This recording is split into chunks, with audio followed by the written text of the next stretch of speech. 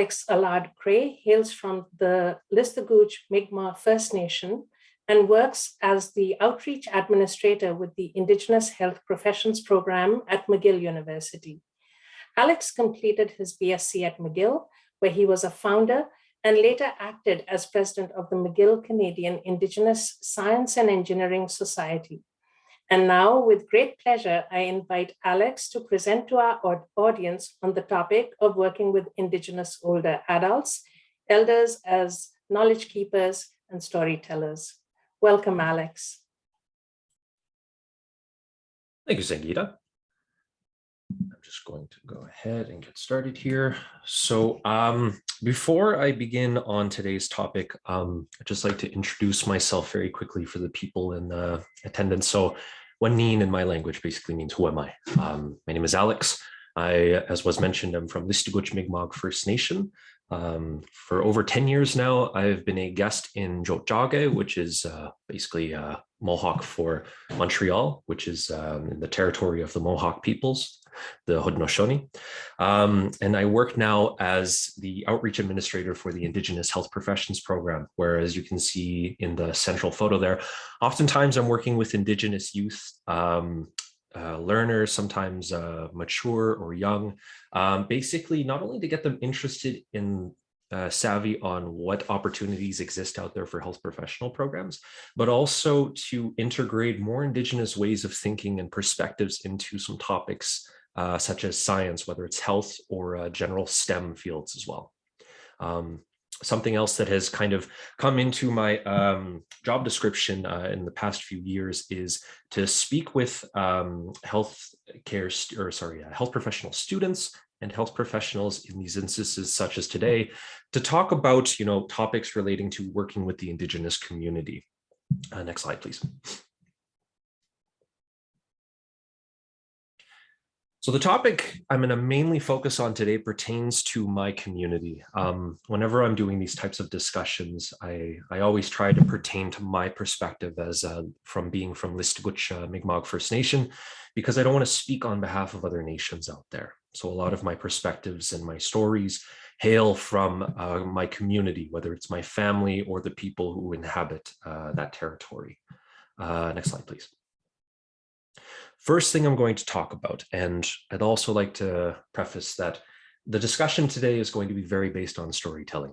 That's the type of knowledge transference that I am accustomed to, and I feel it's a good representation of the way that we learn as Indigenous peoples. So what I invite you to think about before we continue is to think on, the roles of elders that you are aware of within your circles, and to think on, what kind of ideas you have of Indigenous elders, and if those perspectives change as I speak on this topic. So Mi'gwi Minech, which basically translates to we remember, commemorates a very trying time of strife in my community. It was in the 1980s where basically the Sûreté de Québec, which is the provincial police in Quebec, were dispatched to forcefully end or attempt to stop fishermen and fishers in my community from accessing the river. We're salmon fishermen where I'm from. This is something that's very prominent in our traditional foods. We have salmon year-round effectively because of our fishing season in June. And because there was a disagreement between how we wanted to go about our fishing in the allocated time we had for our season between ourselves and the government of Quebec, the government of Quebec sought to eliminate our fishing rights and to attempt to force us to follow the fishing season that they had in mind. Next slide, please. There were two raids in Listuguj in 1981. As I had mentioned, that these were to impose restrictions on our fisheries. If anybody would like to learn more about this topic, Alanis Obamsawin has created a film called Incident at Reciprocal, which can be found on the National Film Brotherhood of Canada's website for free to access, both in French and English, from what I understand. And she documents what transpired that day quite well. Next slide, please. I'm going to draw your attention to the gentleman in this photo on the right. His name was Joe Labub, and he is a very prominent figure and very much exemplifies, our response to these raids in our community. Next slide, please. The story of that photo is actually documented in this graphic novel that I'm showing you here called This Place. Specifically, there is the way that this graphic novel is organized is each kind of decade since time. I believe it starts just at the beginning of European colonialism within North America and Turtle Island. And in the section about 1980s, the story of the first Listuguj raid is actually documented here. Next slide, please. So here we can see this is where somebody's relative is being apprehended by the police within our community. And so the family members are trying to figure out what's going on, trying to mediate the situation. Next slide, please. Joe Labub here, an elder in our community at the time, basically halts this person from going forward, stands up themselves. Next slide, please. He marches towards a line of riot police, saying the following: Nin beskunadek desisige bunai, that edlistu kamiwap, which basically means I am 90 years old. I was born here. Next slide, please. Mu ejigliusu okchitwen bilwe. I'm not going to move for anybody. Kima gistli munun don duju en pedes. You are not the person who will tell me when I'm going to die. Joe stood up to obviously, insurmountable odds, and extreme intimidation. Having a force of police march into your community unannounced and forcefully removing people from the waters, arresting them, assaulting them, is very much, a moment of intimidation. And I can only imagine. I've heard stories from, my older relatives and people in our community of the fear that was going around at the time. And here we have 90-year-old Joe Labub standing up to this police line himself, drawing a line in the sand, basically telling them, you are not going to tell me what to do. I highlight this because Joe Labub in this instance highlights and exemplifies this concept we use often in the Indigenous community of being a warrior. Now, we often think of the term warrior in, we imagine Greek soldiers, or we think of medieval times, but often the way that we use the term warrior is somebody who stands up for our people. This is often seen, at the front lines of protests, land defenders and whatnot. These are people who are putting themselves out there, to basically, at the risk of receiving trauma, amongst other things, for a cause, for the future, of our rights as Indigenous peoples and our access to lands and our culture. And Joe Labub here, being an elder, 90 years old on top of that, is doing exactly that. This is often, and I often highlight this as well in sort of these instances, such as, land defender demonstrations, protests, when people are occupying lands that we see oftentimes in recent memory. I think out to Wet'suwet'en. You often see elders in attendance at these events, no matter their age, because not only do they understand the importance of standing up for future generations and, the generations before and the work that they've done, but our elders keep this warrior principle because they understand how important, these things are to our culture, to our people. Joe Labub stood up for our fishing because that has been in our culture since time immemorial. It's what makes us Mi'gmaq. And so I highlight this again because Joe Labub is very much exemplary of some of the elders that we have in our community. Next slide, please. The photo I'm illustrating here is of one of my Indigenous heroes, who goes by the name of Dr. Leroy Littlebear. For those of you who don't know who this is, he's basically an educator, an Indigenous educator out west. He's Blackfoot himself. And he talks about Indigenous science in a way that really encapsulates how we view the world around us as Indigenous people. He still continues to do this well into his his age.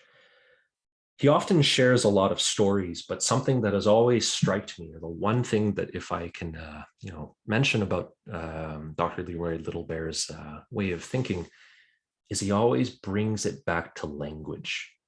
He will tell you a story basically to answer a question that you had. He once, I remember seeing him at a conference once, and somebody had asked him, an Indigenous attendee, Dr. Leroy Littlebear, how can I better incorporate Indigenous ways of thinking into science? And he began to tell a number of stories that kind of to give us this rich answer. And it all came back to, it starts with the language. And that's something that is often prominent, mostly in our elderly community, our elders. There are not only our knowledge keepers, but they are our speakers. We use this term for people who can speak our Indigenous languages. Now, because of colonization, the efforts of attempts at cultural genocide against Indigenous peoples, it's had a great effect not only on our culture, but our ability to learn our languages. The younger generations, including myself, are not fluent for the most part. There are speakers out there my age, but not to the levels we've seen, in our previous generations. And our elders hold a very high importance, not only because they are knowledge keepers, but they also hold the knowledge of our language. And so we learn a lot from our elders in our community, and we hold them in high regard because they hold this high responsibility.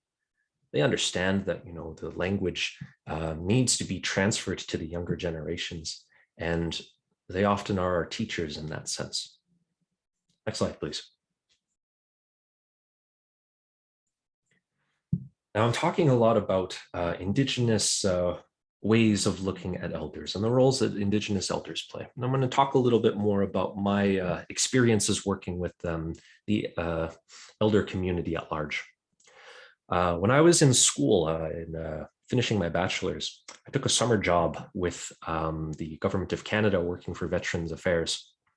Specifically, I worked at this hospital that we have in photo here.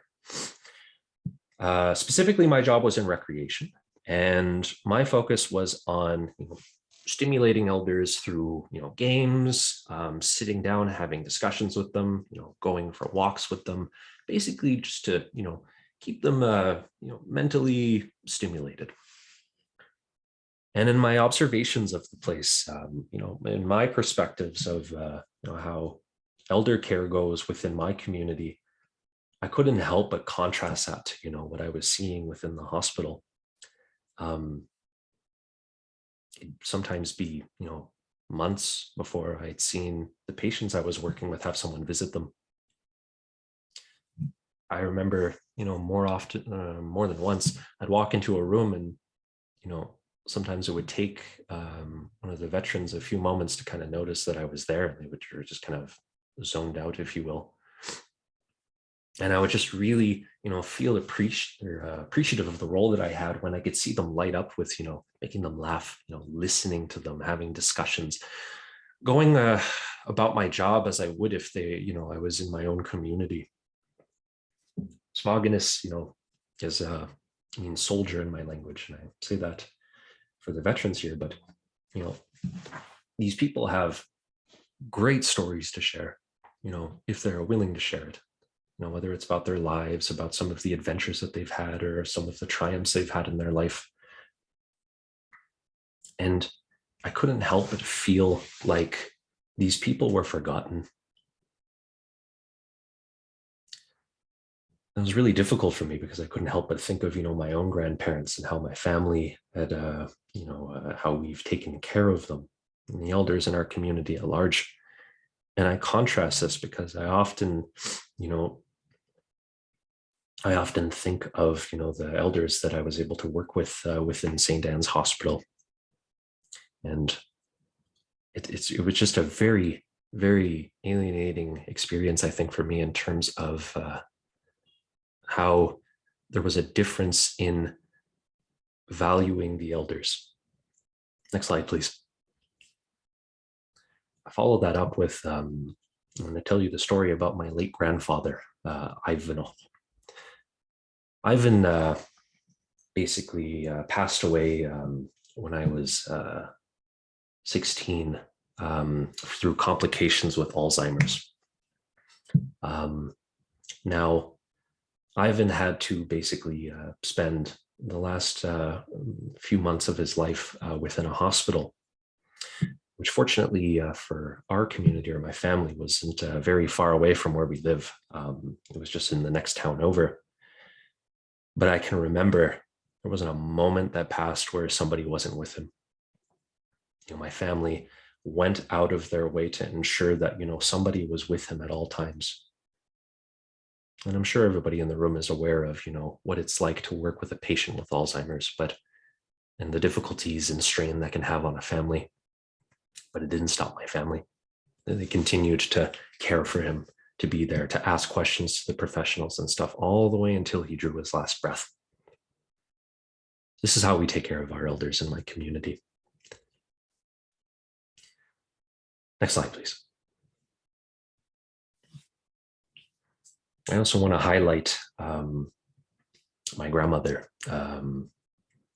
Patsy, as we call her. Her name's Patricia, but we call her Patsy. I call her Gma. But Patsy has had a incredibly difficult upbringing.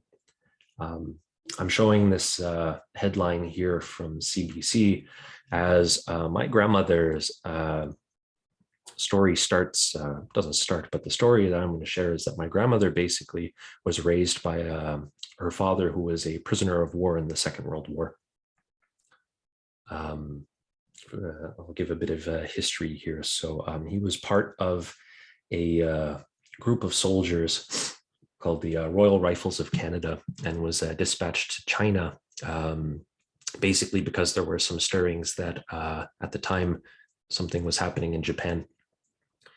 Sure enough, Japan had taken the port that he was dispatched at, along with other soldiers, and they were taken as prisoners of war into Mitsubishi mines. Now, I won't go into detail as to what are some of the stories that I've received on that, but I will say that when that man returned home, little to say, you can imagine the PTSD that he had developed. My grandmother received the brunt of this.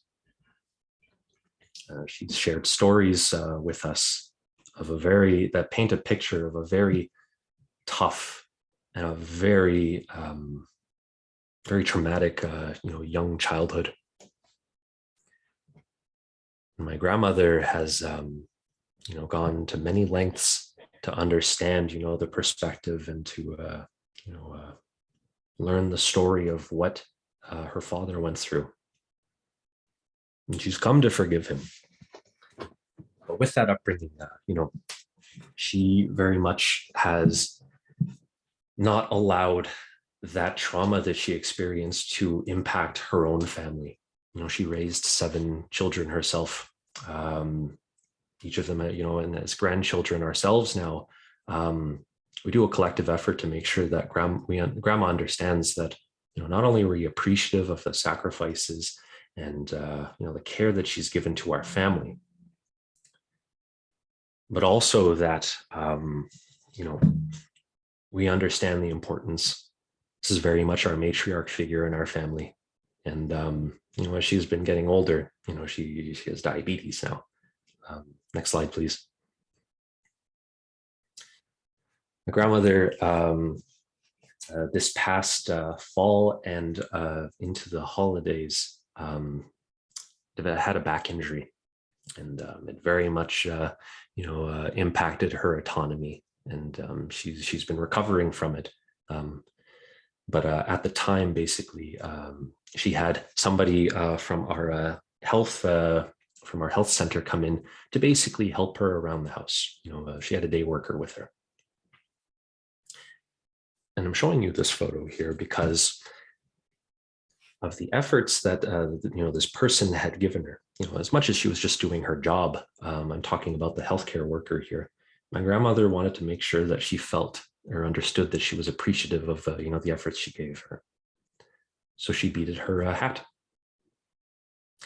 I took this photo on the left here when I was visiting over the summer.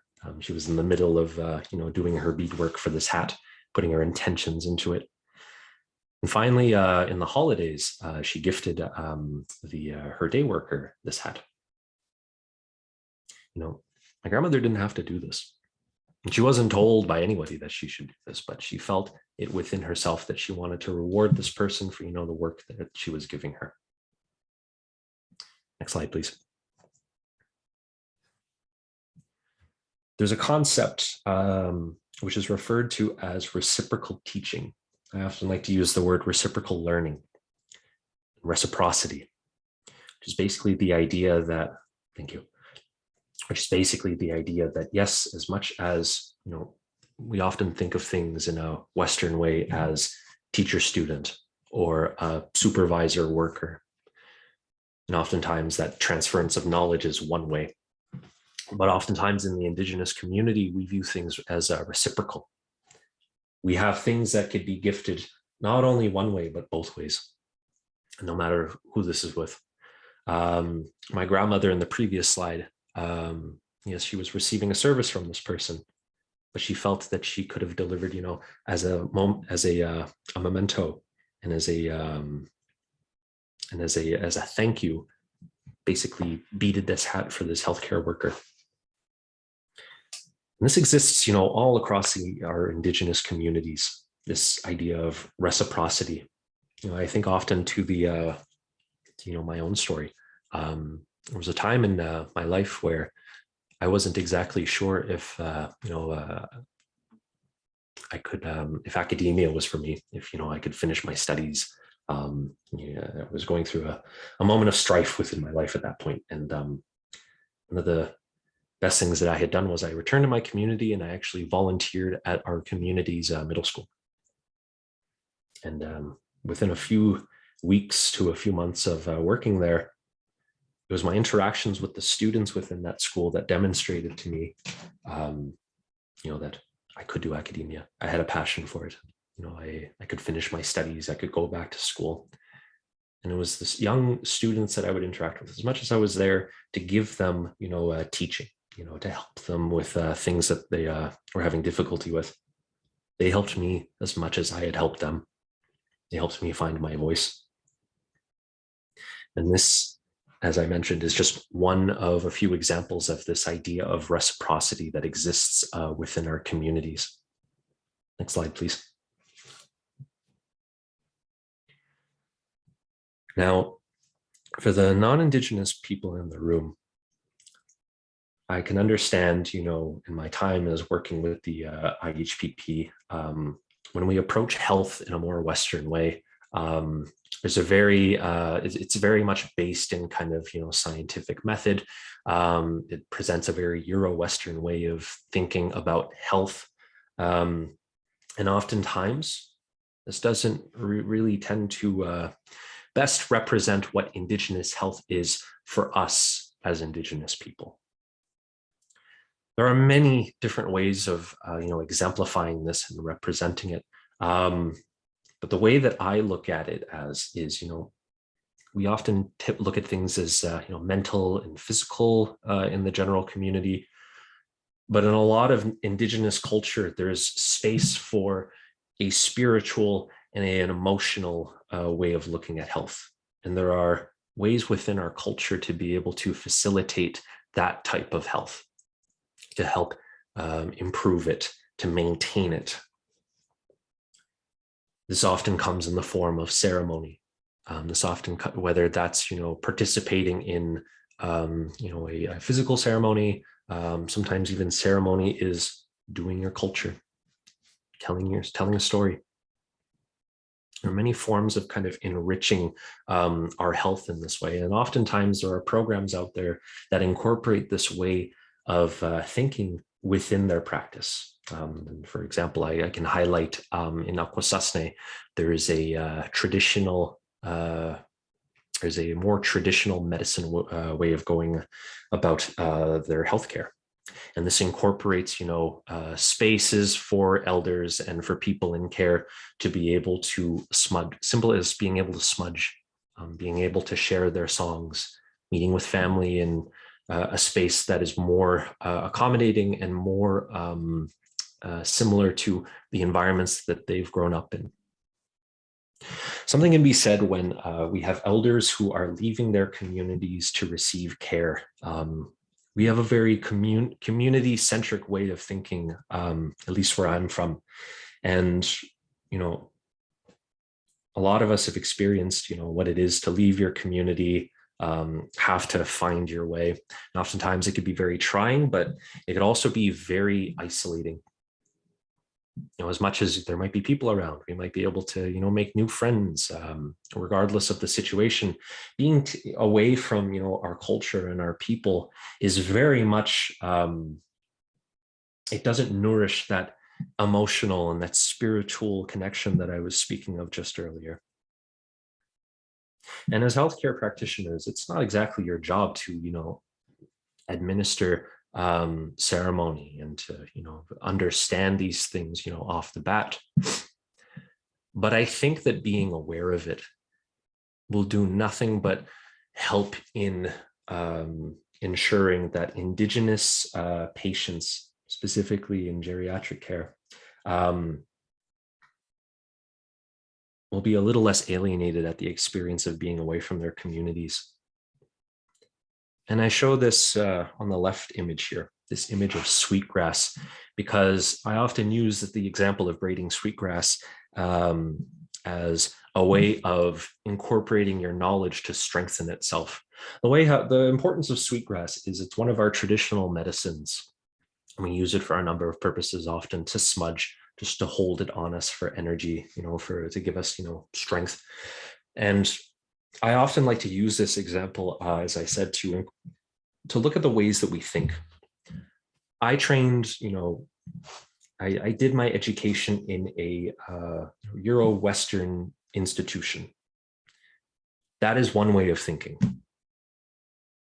But I also have this identity that I've grown up with. I have this great swath of information I've received on the land with my family, through my elders, through our stories. And rather than just basically looking at those two things as separate entities, what I do in my day-to-day work, and I mention this to people to try and think of how you can also do this, is to weave them together, intertwine them. Because when you can weave those ways of thinking together, you can only strengthen, the braid that you've created. It thickens it, it enriches it. And it also is important, I think, to highlight that you need to value those two ways of thinking as equal. Oftentimes, when we're talking of, Indigenous topics or ways that we can improve, how to work with the Indigenous community, it's often looked at as a supplement rather than being looked at and valued as its own individual subject, we'll say. And so when you look at these two ways of thinking as equal, you bundle them together, it'll only strengthen your ability to better service, the Indigenous communities that you work with. I also mention this because in the storytelling that I've been doing, I'm trying to give you a concept of who the elders are from our community and who basically, our communities are entrusting you with. These are our cultural keepers. They very much serve a purpose within our communities. And we want to ensure that, they're still able to practice their culture. Sometimes that's as easy as sitting down with an elder and, listening to them, because elders, I will tell you, for the most part, they love to talk. They're jokesters. They find humor in almost anything. They'll gladly, for the most part, share, some stories of where they're from. The only thing that I think you would have to do is to demonstrate to them that you have an openness.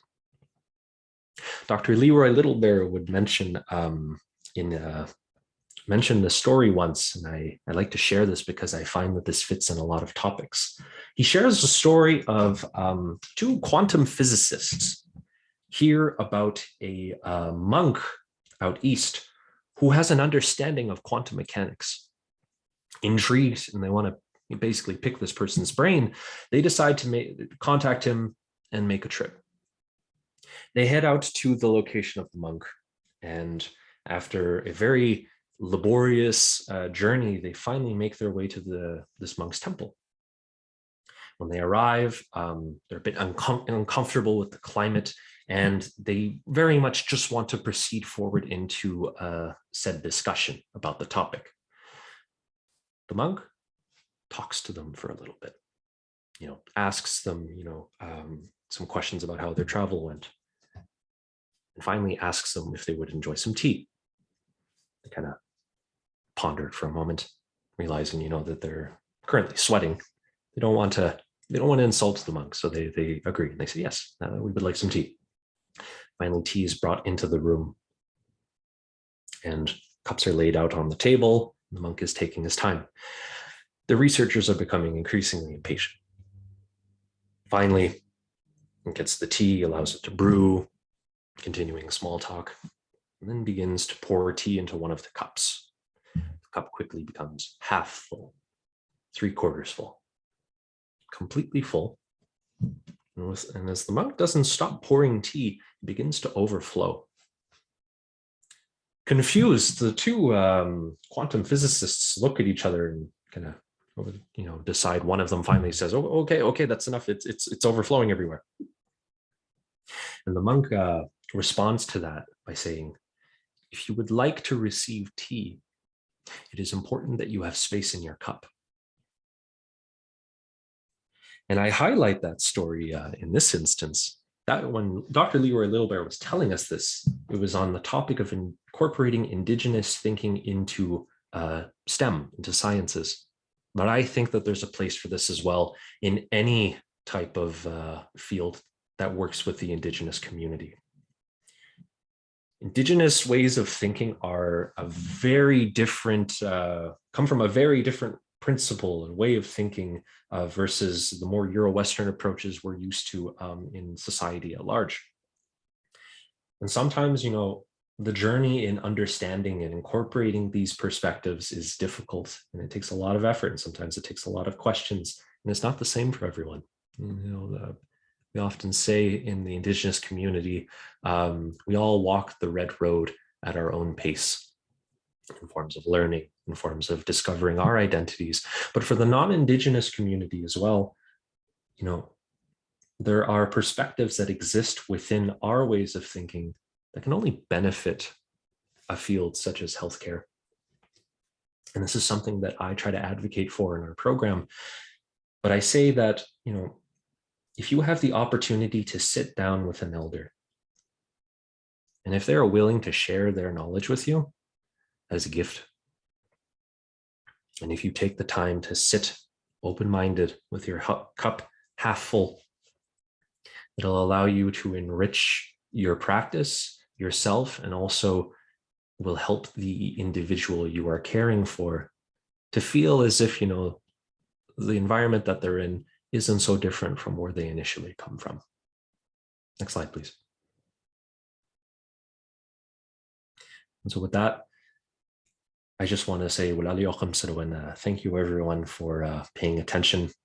I wanted to give enough time to receive questions and to answer anything that people might like to ask about what I've just talked about.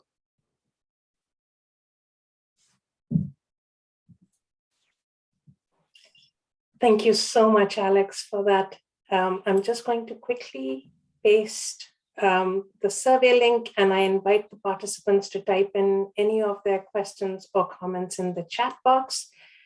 We're already getting comments appreciating what you just shared with us, and I want to thank you for so generously sharing the story of your family, of your community. And as I was listening to it, I could see that connection to the history, the larger history of the country. So thank you for doing that. And, in healthcare, we talk about ageism in society and in healthcare as well. What really struck me was that in your stories, you were talking about resilience, about wisdom, about creativity and strength. And it's just such a different space. And I can't imagine a more holistic approach to life and living itself. So thank you for getting us to put on a slightly different lens and think about aging in a different way. We're getting some wonderful, wonderful feedback about the presentation. I have one question here from Ben that says, how is dementia and Alzheimer's, sorry, it's scrolling through so quickly, viewed that may differ from a Eurocentric understanding? Well, in pondering on, my grandfather's perspective, we value our elders, and as I mentioned, for the knowledge that they hold, the lessons that they can gift us. And unfortunately, with a disease like Alzheimer's and dementia, oftentimes we lose that knowledge. But that doesn't allow us, that we don't allow that to give us a perspective where we're devaluing the elder. We still care for them. They're still, our family. They're still our community members. And we have this concept within our community of a 7 generations principle, that the actions that we do now are the results of the actions that were done 7 generations before us and will impact the 7 generations after us. We don't allow that idea to just move forward, to go chronologically. As I said, reciprocity is very prominent in our community.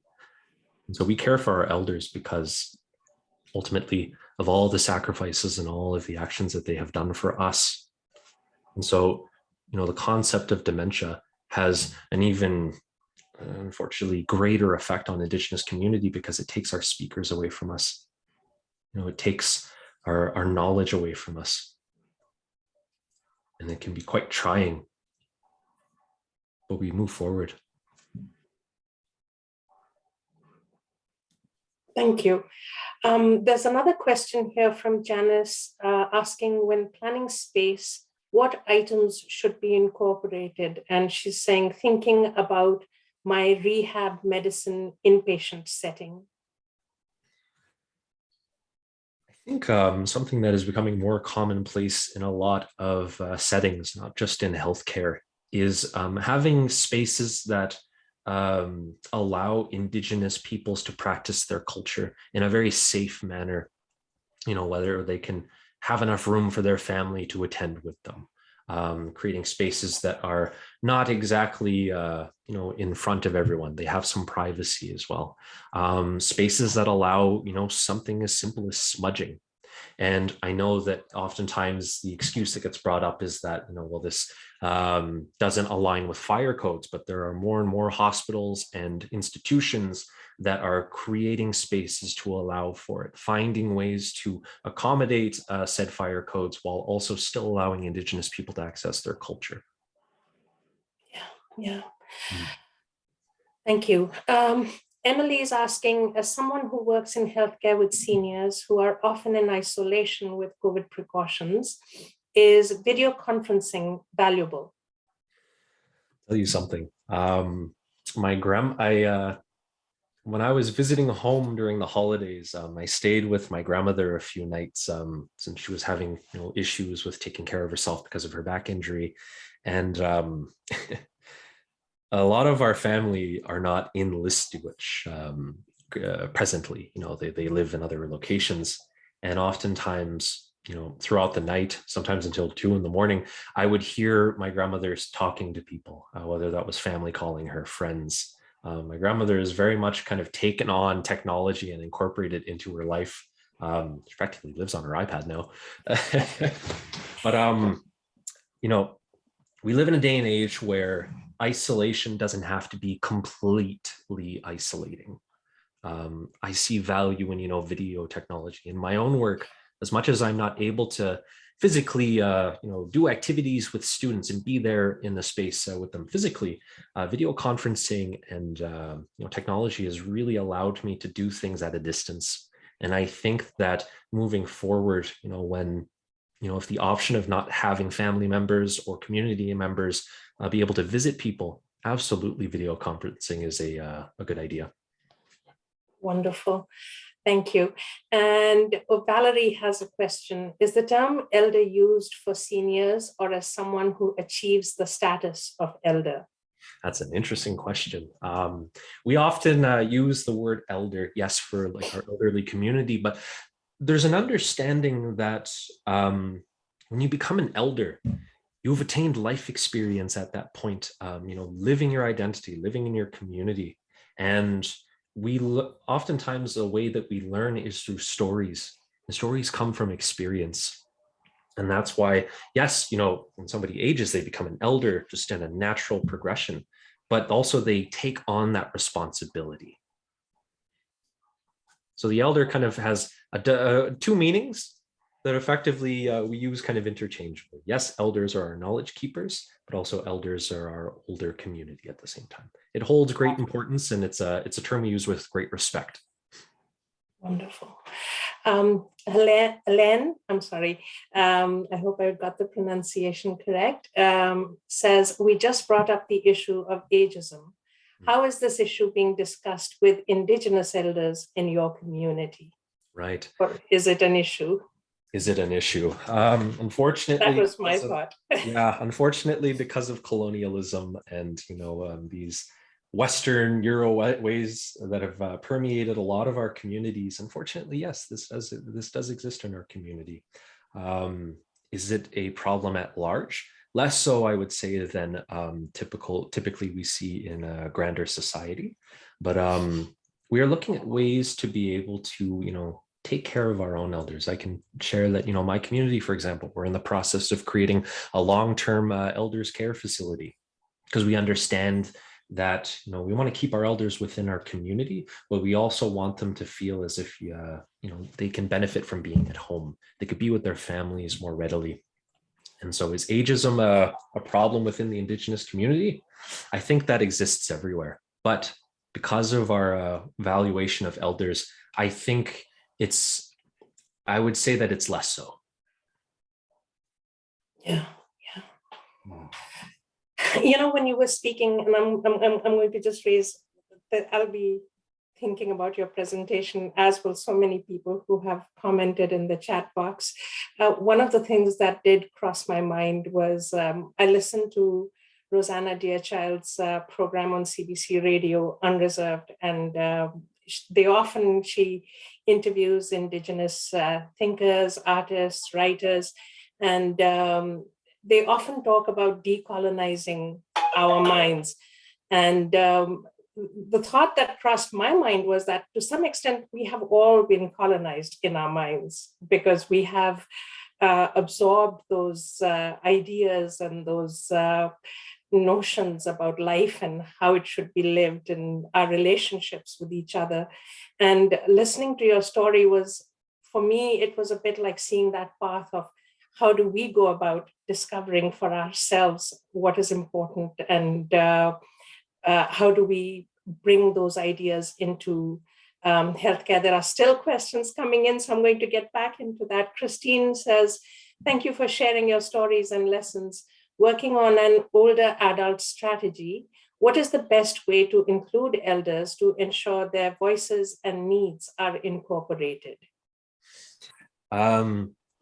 Something we do in our program, you know, being a part of McGill University, we're basically, we know that we carry that name with us whenever we work with the Indigenous community, whether, you know, the negative and positive connotations.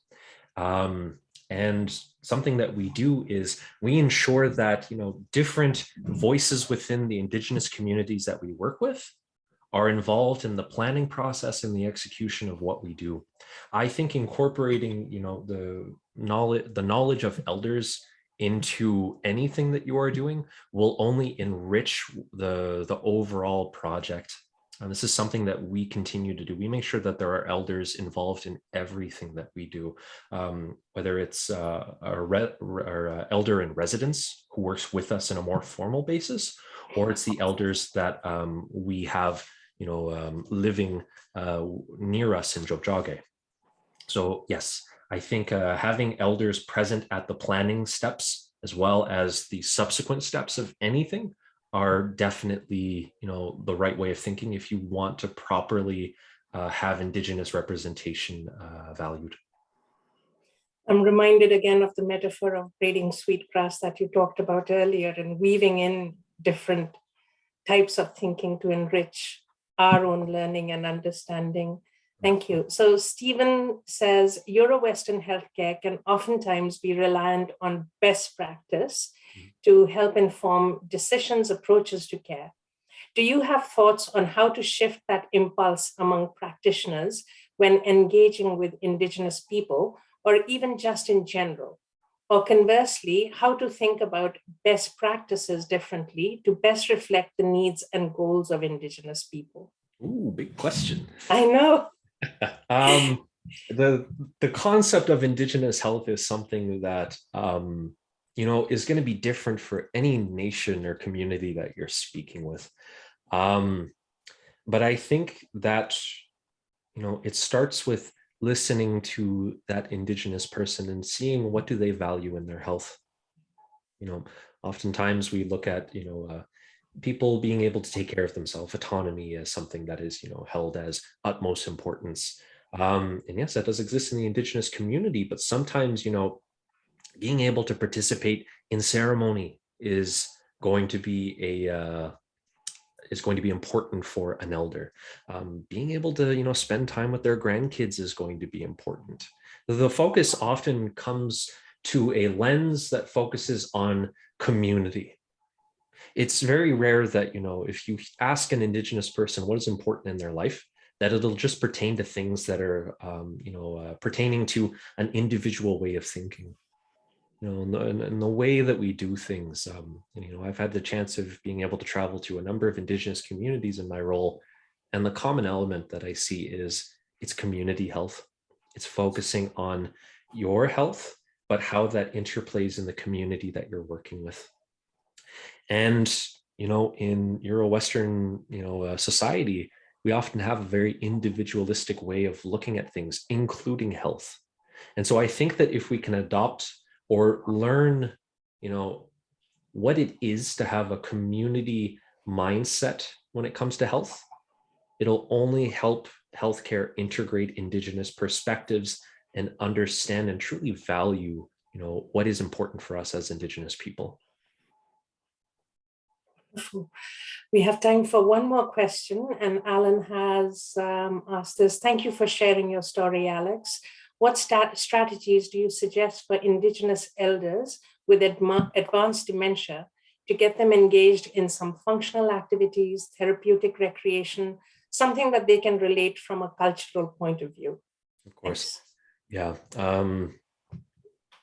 The experience I had, so I worked with patients who in a psychogeriatric ward. And so a lot of them had beginning stages of dementia and whatnot. And I had found that when I work with them, oftentimes, bringing things back to when they were young was always the way that I could, get them engaging the easiest. And something that elders often will reflect on, like in the Indigenous community, is they'll talk about their childhood. They'll talk about, going into the bush, to hunt, to gather supplies for their family. And they share these, beautiful stories of, the experiences that they've had. And so I think that by, again, listening to Indigenous elders, tell their stories, but also, giving them space to be able to revisit their childhood is a great way of doing that. I don't want to pan-indigenize, but, sometimes bringing something into the room that could speak to, you know, their culture and where they're from, because oftentimes those have been involved in, you know, been in their life, you know, throughout, they'll be able to like understand it, they'll recognize it. Thank you. Yes.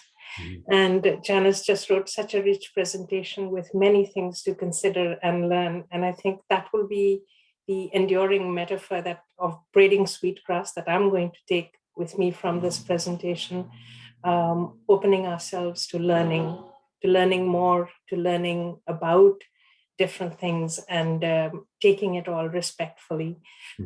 Thank you so much for your time, Alex. And just a quick reminder and invitation to all our participants, if you would take a moment to complete the evaluation. It has been such a pleasure to have you here to share your stories, to share your wisdom and your learning with all of us. Thank you for taking the time. Thank you.